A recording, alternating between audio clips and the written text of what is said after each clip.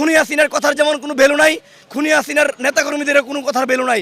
তাদের যদি সাহস থাকে তারা রাজপথে আসুক। আজকে শাহবাগ থেকে শুরু করে ঢাকার প্রত্যেকটি জায়গায় এই কুত্তা লীগ, ছাত্রলীগ, যুবলীগ নাকি মিছিল করবে।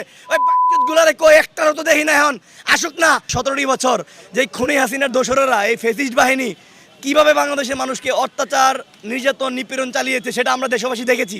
তার ধারাবাহিকতায় ওই খুনি হাসিনার দোসরেরা ওই দিল্লির তাবেদারদের সাথে মিলেমিশে এই বাংলাদেশকে একটা অস্থিতিশীল করার জন্য তারা চক্রান্ত চালাচ্ছে।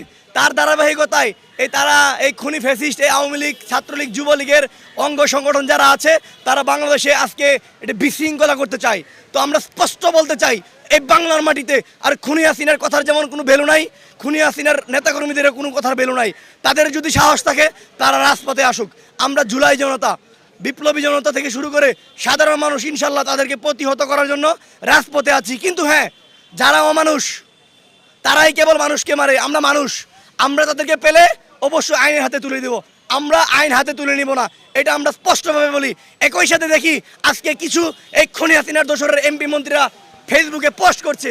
তারা বলছে যে আজকে বিপ্লবীদেরকে পেলেই নাকি নাক মুখ ফেটিয়ে যেন রক্তাক্ত করা হয়, রক্তের বদলে তারা কি রক্ত নিতে চায়।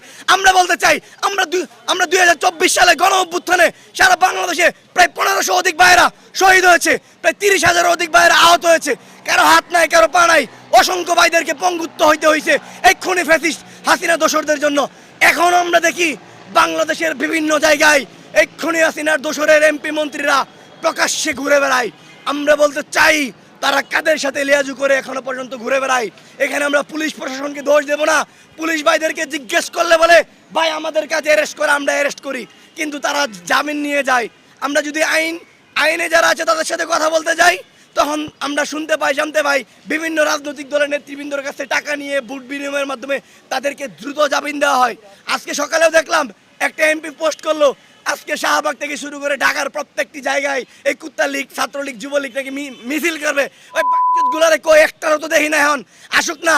এই বাংলাদেশে কতগুলো মানুষকে, কতগুলো পরিবারকে নিঃসঙ্গ করেছে, এটা আমরা দেখেছি।